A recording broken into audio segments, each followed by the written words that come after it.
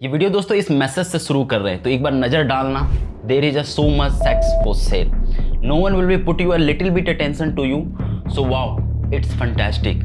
कितनी मजेदार बात लिखी है। ऑथर ने अपनी रिपोर्ट में लिखते हैं कि so many peoples are come here only for sex. मतलब देख रहे हो कितनी फ्रीडम है लोगों को अपनी इस बात पे लिखने की कि किसी देश और जनता के लोगों के बीच में इतने अच्छे तरीके से बात लिखे ये पब्लिक कर दी गई है।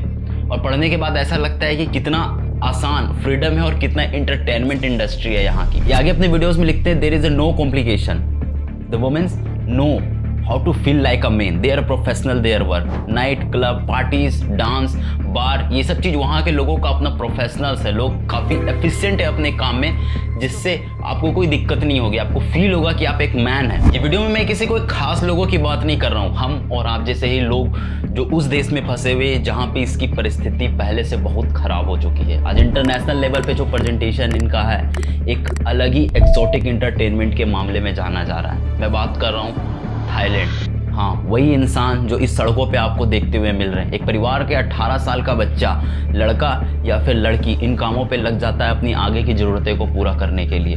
अपनी 200 से 300 बात पर डे कमाने के अलावा 2000 से 3000 बात तक कमाने के लिए वो इस इंडस्ट्री में इवॉल्व हो जाता है। ऑलमोस्ट 1.2 मिलियन की आबादी है, जिसमें आधा से ज़्यादा नॉर्थ ईस्ट थाईलैंड के एरिया के गरीब लोग माइग्रेट होकर बैंकॉक जैसे शहर में अपना गुजारा कर रहे हैं इन सब कामों के कारण। पूरे वर्ल्ड वाइड अटेंशन के बेसिस पे 33 बिलियन डॉलर की पूरी इंडस्ट्री है, जिसमें इसके जीडीपी 10 से 12% तक का आता है। और आप बिलीव करोगे 1/3 पोर्शन ये सब काम इस देश की जीडीपी संभाल रहा है। बड़ी दुख की बात है, लेकिन हालात कुछ ऐसे ही हैं मेरे दोस्त। इसके साथ इन शहरों में म्यांमार के भी लोग अपनी गुजारा करने के लिए यहाँ पे चले आते हैं। वैसे तो बड़ी बुरी लंबी स्थिति है दोस्तों। 1950 1960 में यूएस मिलिटराइजेशन स्पॉन्सर्ड हुई थाईलैंड में, तो अपनी ज़रूरतों को पूरा करने के लिए यूएस मिलिट्री इस काम को सर्व करना शुरू करी। उसके बाद 70s 80 और 90s के टाइम तक भी ये काम हुआ, लेकिन इस चीज़ को पर्सनल कॉमर्शियल कन्वर्ट करने में ये सादे चमड़े वाले लोगों का ही हाथ था। इन लोगों ने इस इंडस्ट्री को सेक्स कॉमर्शियल इंडस्ट्री में कन्वर्ट कर दिया। और 1970s के बाद ये चीज़ें वर्ल्ड वाइड स्पॉन्सर्ड शुरू होने लगी।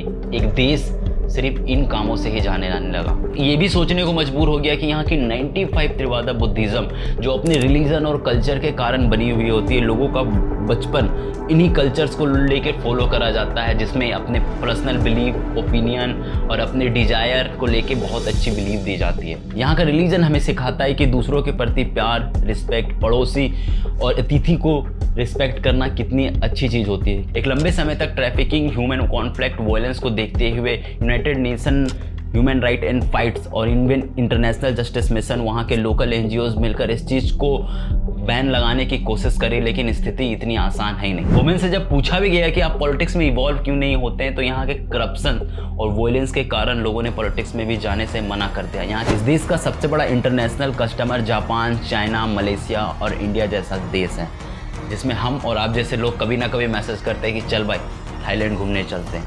आखिर क्यों? बड़ी सिंपल सी बात है। आज जिस तरीके का थाईलैंड का एक्सपीरियंस है, night club, party, nature, beauty, ये पहले से ही बहुत चेंजेस होते आया है। कहानी को थोड़ा फास्ट फॉरवर्ड में समझो तो 1955 से लेकर 1966 में कई सारे इंसिडेंट हुए। 1905 में जापानीज जब थाईलैंड इवॉल्व करना शुरू करी, इसके कंस्ट्रक्शंस के काम के लिए जो चाइनीज़ वर्कर थे, उन लोगों की नीड के लिए यहाँ पे इन सब वर्कर को डिप्लॉय करा गया। वर्ल्ड वार 2 में जापानीज और ब्रिटिश सोल्जर सर्व करी। 1950 में वियतनाम वॉर हुई, जिसमें इन लोगों का सेम हाल था। यहाँ से जो लेटर रिलीज करी गई थी, लेटर फ्रॉम द बैंकॉक, इसमें एक्सप्लिसिटली मेंशन करा गया है कि यहाँ के लोगों के साथ कोई भी ऐसा काम नहीं हो रहा, लेकिन ऐसा था नहीं। 1950 से 1960s के टाइम में यूएस आर्मी डिप्लॉय हुई थाईलैंड में, और इन लोगों की ज़रूरतों के लिए जब इन लोगों ने इन सब वर्कर्स का कंस्ट्रक्शन करना शुरू करा, तो इन लोगों की एक मास लेवल पे ज़रूरत पड़ी। और उसके बाद 1960 आते आते ये चीज़ें इतनी ज़्यादा बढ़ गई कि यहाँ के काम अब वायलेंस, करप्शन और ट्रैफिकिंग में जाकर ट्रांसफॉर्म हो गए। वैसे तो देश की स्थिति इतनी ख़राब थी कि 1960 से पहले ये चीज़ लीगल था, लेकिन एक सर्टेन फी पे करना होता था, कॉन्टेजियस डिजीज़ 1960s के अकॉर्डिंग, लेकिन काम लीगल था। 1970s तक तो यूएस मिलिट्रीज आर्मी इतनी ज़्यादा एक्सपेंड कर गई थी कि एस्टिमेट $20 मिलियन इन्वेस्ट कर दिया गया था इस वर्क के कंस्ट्रक्शंस के लिए। और उसके बाद तो ये इंडस्ट्री पर्सनल काम से कॉमर्शियल लेवल में ट्रांसफॉर्म हो गए। यही लोगों का काम था कि सबसे पहले इन लोगों ने बार और pubs, massage parlour, night club parties शुरू करी। यहाँ के लोग अब भी उसी प्रॉब्लम में फंसे हुए थे जैसे 1905 में इन लोगों का सर्व हो रहा था।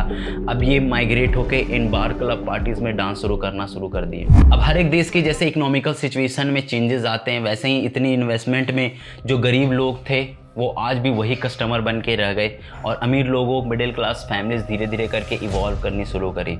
एक चेंजेस जिस तरीके से देश में आता है उसके अकॉर्डिंग आप सोच सकते हैं कि गरीब लोग फिर भी वहीं मारे जा रहे थे जहाँ पे वो पहले फंसे हुए थे। लोग सिर्फ अपने एक कामों के लिए काम कर रहे थे, ओनली मोटिव था पैसा। 18 साल से कम उम्र की लड़की बैंकॉक के नॉर्थ वेस्ट रीजन से माइग्रेट होकर बैंकॉक जैसे शहर में रोड साइड में सब्जियां बेचा करती। इतने छोटे से कम उम्र में ये लड़की भी उसी पार्ट का हिस्सा बन गई जहाँ पे हर लोग आए दिन फंस रहे थे। इस प्रॉब्लम के बाद वो लड़की प्रेग्नेंट हो गई और अपने पालन पोषण और अपने आगे की ज़रूरतों के लिए लिटरली ये गांव में अपने बच्चे को छोड़ के बाद वहाँ पे पालने पोसने के लिए वापस शहर माइग्रेट हुई। मजबूरन इस लड़की ने इस बार जैसे कामों में अपना दस्तखत करवा लिया। उसके बाद ये 200 से 300 थाई रुपीस 2000 से 3000 थाई में कन्वर्ट हो गया। कोई लड़की जो सैलून में काम करे जैसे 100 थाई मिल रहा है वो इन सब में ज्वाइन करके महीने के 2000 से 3000 थाई कमा रहे हैं अपने फैमिलीज के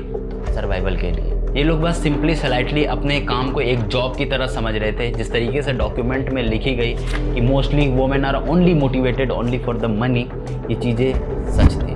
वहाँ के रहने वाले लोगों की परिस्थिति कोई ख़ास नहीं थी और कोई अच्छा इनका शौक़ नहीं था ये काम करने का जिसके लिए वो यहाँ पे खड़े थे और अपनी नौकरी परस्यू करने के लिए इसके पास पैसे के अलावा कोई दूसरा मोटिव नहीं था। वैसे जो ये गरीब इंसान इन ओपन बार और गोगो बार में अपनी एडमिशन करवाई, इसके बाद इनकी तनख्वाह कोई फिक्स नहीं करी जाती है। जो फॉरेन टूरिस्ट यहाँ पे आते हैं इसके बिहाफ में अगर कोई प्रोडक्ट खरीदते हैं तो इनका 30% इन्हें मिलेगा।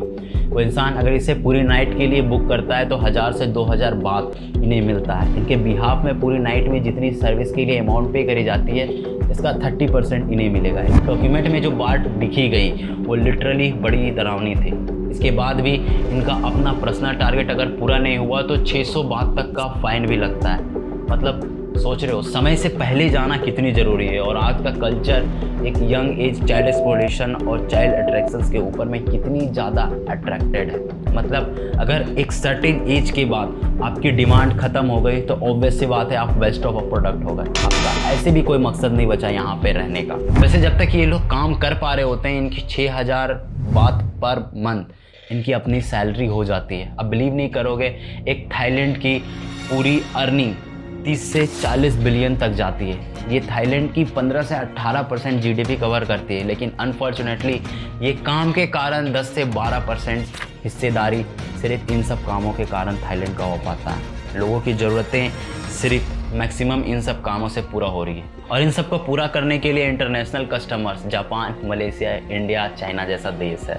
ये चीज़ें जब इंटरनेशनली अपने कॉमर्शियल लेवल पे एक्सटेंड करी तो फ्लोरिडा, एम्स्टर्डम, बैंकॉक और पेरिस जैसा शहर आ गया जिसमें international world wide attention in कामों पे जा रहा है। 2004 के डेटा के अकॉर्डिंग 278 मिलियन लोग ग्लोबली ट्रैवल करे जिसके कारण हर एक देश ने अपना अपना कल्चर और अपनी पॉलिसी में अपडेट लाए, जिसके कारण थाईलैंड के अंदर में केस कुछ और ही निकल के आया। यहाँ पे चाइल्ड एक्सप्लोरेशन, वायलेंस और ह्यूमन ट्रैफिकिंग बड़ी नेक्स्ट लेवल पे होने लगी और जिसके कारण यहाँ पे नज़र डालना लोगों का सबसे ज़्यादा ज़रूरत हो गया। World travel organization UNECO and UNCTD जैसा एजेंसीज सिर्फ 20% डेटा कलेक्ट करी जिसमें 778 मिलियन लोग ग्लोबली एज अ टूरिस्ट गए, जिसके कारण हर एक देशों की अपनी जिम्मेदारी बन गई कि वो अपने कल्चर, अपनी सिक्योरिटी और अपने नेचर एनवायरनमेंट को बचाए। इस केस में थाईलैंड आके फंस गया। यहाँ पे चाइल्ड एक्सप्लोरेशन, वायलेंस और करप्शन जैसे चीज़ें और बेहतर तरीके से इवॉल्व होनी शुरू हुई। यहीं पे इस टाइम पे डॉक्यूमेंट करके लिखा गया कि एशियाज़ के फैमिलीज अपने क्लाइंट के सेटिस्फैक्शंस के लिए काम नहीं करते, अपनी फैमिली की ज़रूरत को पूरा करने के लिए एक्चुअली में वर्क कर रहे होते हैं। यहाँ पे ज़्यादा से ज़्यादा फैमिली रिलेशंस ज़्यादा देखने को मिलते हैं। ठीक है, वैसे तो कॉन्फ्लिक्ट ये भी है कि एक जॉब एक अलग चीज़ थी और इंसान की मजबूरी एक अलग चीज़ थी और इस वेस्टर्न कल्चर को ऑब्वियसली इन चीज़ों से कोई मतलब नहीं था, क्योंकि कहते हैं ना कि एक दुकानदार को सामान बेचने और ग्राहक को सामान खरीदने के बीच में बड़ा अंतर होता है। यहाँ के क्लाइंट की ज़रूरतों के साथ इवॉल्व करते करते यहाँ के लोगों ने अपने फिजिकल और मेंटल हेल्थ पे भी नेगोशिएशन शुरू कर दिया। Unhappiness, hypertension, disease, osteoporosis, unhealthy activity, overweight जैसा केस निकल के आने शुरू हो गए। अब बिलीव करोगे यहाँ के महिलाएं और लोग हफ्ते में 4 से 5 दिन ड्रिंक करना शुरू करें। सिगरेट एडिक्टेड हो चुके थे लोग, जो 2 से 3 सिगरेट ऑलमोस्ट डे ऑन चलने लगा। इस इंडस्ट्री के साथ साथ इस कामों को परस्यू करना क्लाइंट के साथ नेसेसरी स्टेप था। 1960 से पहले तो बहुत बुरी तरीके से HIV इन्फेक्टेड हुई थी। अच्छा हुआ था कि इसके बाद सरकार ने इस पर बड़ी स्ट्रिक्टली एक्शन लिया, तो ऑलमोस्ट लाखों की पॉपुलेशन इन्फेक्टेड वो कुछ हज़ारों की संख्या पे आ गए थे। ये 1960s के कमर्शियल ऐड चलाने के बाद ये पॉसिबल हो पाया। लेकिन जब ये बात कमर्शियल वर्कर से हटने की बात हो जाती थी लोकल लेवल पे, तो इसका इन्फेक्शन बिल्कुल जारी था। 2030 तक थाईलैंड के नॉर्थ ईस्टर्न सोसाइटीज़ के मेंबर अब एक बिग फैमिली से न्यूक्लियर फैमिली में शिफ्ट हो रही है। सिर्फ 30% एडल्ट लोग बचेंगे और इन सब मॉडर्न एज सोसाइटीज़ के लोगों का खाने का भी पैटर्न बदल गया। ये बड़ी शॉर्ट टर्म कुकिंग फूड पे इवॉल्व करते हैं, जिसके कारण इनके डेली लाइफ और हेल्थ में इम्पैक्ट आता दिख रहा है। ये डेटा जिंट्रोलॉजी रिसर्च डेवलपमेंट इंस्टीट्यूट से निकाली गई थी। नोकाई जैसा जगह बड़ी ही अच्छा एग्जाम्पल है इसका। इसमें जो वर्ल्ड स्टैटिक्स ने भी डेटा शो करी, इसके अकॉर्डिंग नॉर्थ ईस्टर्न एशिया में सबसे ज़्यादा बर्थ रेट ड्रॉप करने के मामले में ये शहर आगे है। एशिया का तीसरा सबसे बड़ा लो बर्थ रेट आ चुका है। तो मैंने एक जनरलाइज पैटर्न बनाया जो मैं आपको स्क्रीन पे दिखा रहा हूँ। ये इंसानों के mental, physical health, sugar addiction, alcohol और ड्रिंकिंग लेवल पे है, और यहाँ पे बॉडी मास इंडेक्स को भी रखा गया है। ये अगर आप वीडियो पॉज करके देख लो तो आपको समझ में आ जाएगा। मैं टॉपिक्स में आगे बढ़ता हूँ। अगर जो लोग थाईलैंड गए हुए हैं, बीचेस में आपने कोरल रीफ्स देखे होंगे। अक्सर नाइट पार्टी और ड्रिंकिंग के कारण इस कोरल रीफ में भी इम्पैक्ट पड़ता है। एनवायरमेंटल इम्पैक्ट का एक बहुत बड़ा हिस्सा है, जिससे वहाँ का ओशियन मेंटेन होता है। इस चीज़ पे भी बड़ा असर देखने को मिलते जा रहा है। चलो अपने पॉइंट पे वापस आओ। इस एनवायरमेंटल इफेक्ट और हैबिट्स को हटा दो तो यहाँ पे सबसे बड़ा पॉइंट था ट्रैफिकिंग। लिटरली यहाँ पे बैंकॉक और पटाया जैसा शहर एक बड़े लोगों के ट्रैफिकिंग और एक्सप्लोरेशंस के बाद चिल्ड्रंस में इवॉल्व कर गई। लिटरली इस डॉक्यूमेंट में ये बात लिखी गई कि एक सेक्स ट्रेड से ज़्यादा यहाँ पे इंटरनेशनल लेबर मार्केट ज़्यादा था। लोगों के ट्रैफिकिंग, बच्चे, फैमिली, परिवार को लेबर फोर्स के लिए ज़्यादा से ज़्यादा मर्ज करा गया। ट्रैफिकिंग सिर्फ इस बात पे करी गई कि दूसरे देश में लेबर मार्केट पूरी करी जा सके। इस डॉक्यूमेंट से मैंने ये बातें उठाया, वहाँ पे बड़ी क्लियरली लिखे गई थे कि people are only come here for fun and forget because there is a no complication. The women are no they are a good life, they know how to professional their work. वो जानते बहुत अच्छे तरीके से कि यहाँ के लोग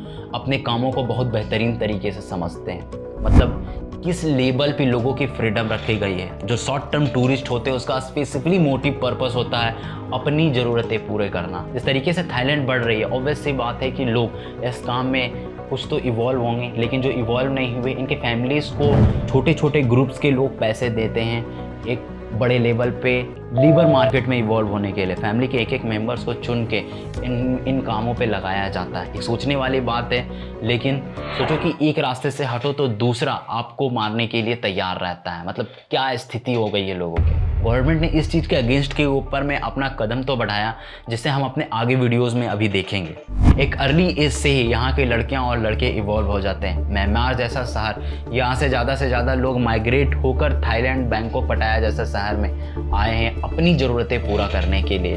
जब ये बात थाईलैंड की गवर्नमेंट को पता चली तो गवर्नमेंट को ऑब्वियसली म्यांमार को फोर्स करा गया कि वो अपने वर्कर्स वापस ले ले, लेकिन वहाँ के लोगों ने जाने से मना कर दिया। ऑलरेडी म्यांमार अपनी बुरी स्थिति से गुजर रहा। कहीं ना कहीं लोग ये मानते हैं कि म्यांमार से तो स्थिति बेहतरी दिखती है थाईलैंड में। 2005 में लेबर इंटरनेशनल ऑर्गेनाइजेशन ने जो रिपोर्ट डाली, इसके अकॉर्डिंग तो ऑलमोस्ट लोग इंटरनेशनल लेबर मार्केट में इवॉल्व है। ये एशिया का डेटा है, जिसमें ऑलमोस्ट 10% ही ऐसे लोग हैं जो सेक्स इंडस्ट्रीज में इवॉल्व हैं। इसका 90% पोर्शन सिर्फ मार्केट में लेबर नीड्स को पूरा करने के लिए यूज़ करा जाता है। ये एशिया सबसे बड़ा मार्केट शेयर है लेबर मार्केट का।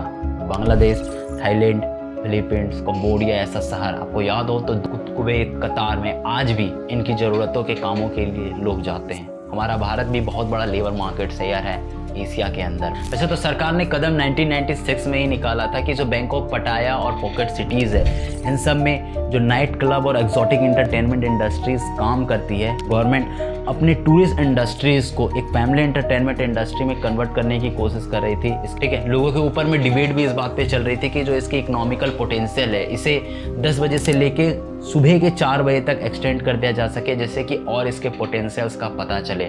आज इंडस्ट्री इस लेवल पे खराब है, थाईलैंड के ऊपर में इंटरनेशनल प्रेशर बनाया जा रहा है इस एक्सोटिक इंटरटेनमेंट इंडस्ट्री को रोकने के लिए। इंटरनेशनल जस्टिस मिशन जो एक्चुअली में एक क्रिश्चियंस की इवॉल्व करी गई है, इनका अपना एक स्पिरिचुअल वैल्यू है कि लोगों की अपनी राइट्स होते हैं, एक अपनी मोरल वैल्यू होती है कि इसके ऊपर में किसी तीसरे का अधिकार ना हो। ऐसे इसके ऊपर में थाईलैंड को अपना प्रेशर बनाना पड़ रहा है कि यहाँ के एक्सोटिक इंटरटेनमेंट इंडस्ट्री बस कंट्रोल में आ जाए। यहाँ के local NGOs, population and community development association, एक थाईलैंड की लार्जेस्ट NGOs है, यहाँ के लोगों को फैमिली में इकोनॉमिकल सपोर्ट देती है पैसे की, इसके बच्चे इन सब कामों में आगे जाके नहीं लगे, वो अपनी एजुकेशन पूरी कर पाएँ।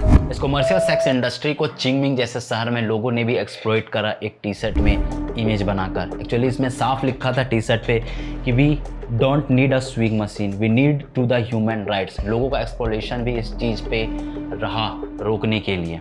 Ministry of social development and human security womens के ऊपर में प्रमोट करा गया लीडरशिप और पॉलिटिकल पोजीशन एक लोकल और इंटरनेशनल लेवल पे, जिससे कि वहाँ पे लॉ और जस्टिस के ऊपर में काम करा जा सके। वायलेंस और करप्शन जो वुमेन्स के साथ हो रहे हैं, इस पे स्टेप्स उठाए जाएं। एक सपोर्ट कैपेसिटी बिल्ड करी गई centre coordination and women childrens के लिए, जिससे साउथ ईस्टर्न में रहने वाले गरीब लोगों के लिए अपॉर्चुनिटी और इनके एम्पावरमेंट के लिए हेल्प हो सके। का मोटिव था कि लोगों के अंदर में पीस और साइलेंस एटलीस्ट देखी जाए। प्रोटोकॉल्स चलाया गया वुमेन डेवलपमेंट के लिए, एक से एक NGOs चले, लोगों ने कैंपेन्स तक चलाए और इवन एट द टाइम तक पॉलिटिकल एंड इकोनॉमिकल सपोर्ट भी देखा गया। 2017 के अंदर में जेंडर इनइक्वालिटीज़ के ऊपर में बात हुई और literally legal and illegal policies भी अपडेट करी गई यहाँ के सपोर्ट को कंप्लीट करने के लिए। इस पर अगर नज़र डालो तो कितने नंबर्स ऑफ सिस्टमेटिक डेवलपमेंट इस देश में रखे गए हैं। सोचो इस ऑथर ने इस डॉक्यूमेंट पे ये भी बात लिख दी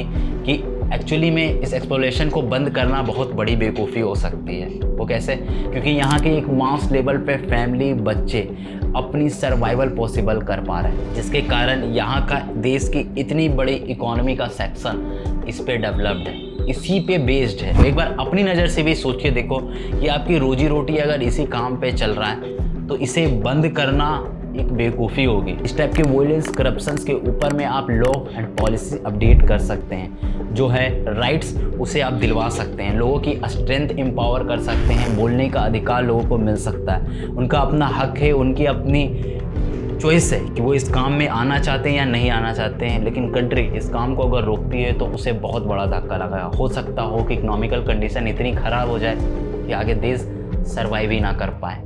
आज भी थाईलैंड के रूरल एरिया का सबसे बड़ा सेक्शन एग्रीकल्चर पे डिपेंड करता है। यहाँ सिर्फ 13% ऐसे वुमेन हैं जिसके पास फाइनेंशियल इंस्टीट्यूशन है। यही कारण है कि देश के बड़े बड़े बॉडीज़ में वुमेन प्रेजेंटेशंस नहीं देखने को मिलता है। 2019 के जनरल इलेक्शन में ही सिर्फ 1/3 नंबर ऑफ प्रेजेंटेशंस वुमेन की बढ़ पाई जनरल पार्लियामेंट में। ये डेटा जनवरी 2019 का था, जिसमें 5% वुमेन की प्रेजेंटेशन बढ़ी थी। एक बढ़िया सा सिस्टमेटिक अप्रोच में आपको डेटा इस डिस्प्ले पे दिखा रहा हूँ, 2 मिनट के लिए वीडियो पॉज करके पढ़ सकते हो। मैं पॉइंट पे और आगे बढ़ता हूँ। तो थाईलैंड में ऐसा देखा भी गया कि 2020 में लोगों ने पीसफुल प्रोटेस्ट शुरू करा था, जिसमें 2000 लोगों को चार्ज करा गया सिर्फ इस मामले में कि उन लोगों ने डिमांड उठाई थी कि जो गवर्नमेंट है इसकी अकाउंटेबिलिटी पे प्रॉब्लम है, ऑनलाइन हरासमेंट और ह्यूमन राइट्स के ऊपर में एक्सप्लोरेशंस देखने को मिले।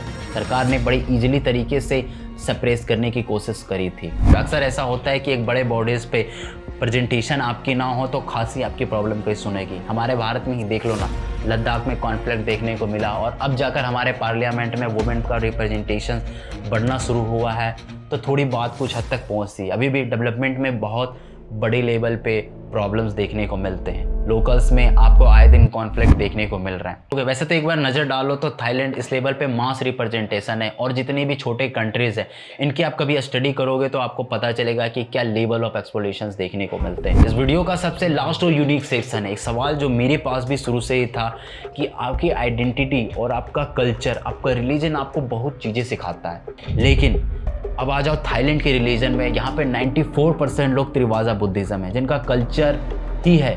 इस तरीके से लोगों को बचपन से ही सिखाया जाता है कि इन दूसरों की रिस्पेक्ट करना, दूसरों को वैल्यू करना, अपनी अतिथि की इज्जत करना, हर एक बड़ों का मान रखना इनके कल्चर में ही होता है। कोई वॉयलेंस नहीं, कोई प्रोटेस्ट नहीं, रिस्पेक्ट और आइडेंटिटी हमेशा बेहतरीन होती है। एक बुद्धिज़्म को आप जब पढ़ोगे तो हर एक चीज़ों के ऊपर में एक बड़ा क्लियर और कंसाइज स्टेटमेंट देखने को मिलेगा। दूसरों को क्षमा करना और माफ़ करना इनकी पहली ड्यूटी होती है। फिर जब इन वर्कर्स के ऊपर में भी स्टडी करके रिपोर्ट निकाली गई तो ये भी अपने इस भगवान पे बड़ी भरोसा करते हैं। 86% लोग अपने हाइजीन्स मेंटेन करते हैं, अपने वर्क को एज अ प्रोफेशनल्स वर्क समझकर जॉब करते हैं। यहाँ की फैमिलीज़ एक दूसरे को सपोर्ट करती है और हर एक मेंबर एक दूसरे के कामों पे लगा रहता है। अलग अलग जगह पे जा जाकर काम करने के लिए इसकी फैमिलीज़ की सपोर्ट की ज़रूरत पड़ती है, जिससे अपने फैमिली अंडरस्टैंडिंग से ये लोग इस काम को आगे परस्यू कर पाते हैं। ये वर्कर बताते हैं कि इन लोगों का जॉब और इनकी स्पिरिचुअल वैल्यू दोनों अलग अलग है। एक डीप रूटेड है कर्मा फाउंडेशंस का कि अगर आप ज़िंदगी में बेहतर काम करोगे तो भविष्य में आपके साथ बेहतरी होगा। अपने कामों से कमाए हुए पैसे से दान देना, लोगों की सहायता करना यहाँ पे आपको देखने को मिलेगा। अपने स्पिरिचुअल वैल्यू के कारण इन्हें पीस और साइलेंस मिलता है, जिससे ये अपना आगे काम परस्यू कर पाते हैं। वैसे तो आज की डेट में आपको भी ट्रैवल करने जाओ तो वेस्टर्न इन्फ्लुएंसेस थाई सोसाइटी के ट्रेडिशंस पे आपको देखने को मिलेगा, लेकिन इनकी अपनी प्रेस्टीजियस अंडरस्टैंडिंग है कि फैमिली सपोर्ट और फैमिली स्ट्रेंथ होना बहुत नेसेसरी है। इनका आज भी एक मोटिव है पैसा, जिससे कि इनका देश चल रहा है, लेकिन इनकी अपनी समझदारी है। एक 18 साल का से कम उम्र का बच्चा भी अपनी ज़रूरतें को समझता है और इन सब कामों में एक प्रोफेशनल जॉब की तरह लेकर चलता है। हम और आप जैसे लोग बस एक 2 मिनट के यहाँ के फरिश्ते की तरह होते हैं, आते और चले जाते हैं, लेकिन इनकी सर्वाइवल हम लोगों के सोचने से भी कई कठिन है। इनका एजुकेशन, इनके हेल्थ केयर पे एक बहुत बड़ा सेक्शन है जो इन सब कामों के कारण चलता है। वैसे इस वीडियो में मैंने यही कोशिश करा था कि इन लोगों का एक दूसरा लाइफ आपको दिखाया जाए। अक्सर जो ये सामने आपको खड़े हुए दिखने को मिलते हैं, इनका कोई खास इच्छा नहीं होता और इन्हें मज़ा नहीं आता इन कामों में, जिससे ये लोग आपको और हम जैसे लोगों को कुछ चंद रुपयों में बिकते हुए देखने को मिलते हैं। आए दिन किसी भी कमेंट या किसी भी पॉइंट छोड़ने से पहले एक बार ज़रा सोचना कि सिर्फ वहाँ के लोग नहीं, इंडिया के भी लोग या फिर बांग्लादेश या किसी भी देश के लोग अगर इन सब कामों में फंसते हैं तो उसके पीछे बहुत बड़ी कारण होती है। कोई लोग यूं ही चलकर ऐसे कामों में नहीं चले आते हैं। उम्मीद है आपको ये वीडियो पसंद लगा होगा। कमेंट सेक्शन में अपनी राय ज़रूर बताना। हम लोग किसी अगले और इंटरेस्टिंग टॉपिक के साथ जल्दी मिलेंगे। तब तक के लिए धन्यवाद।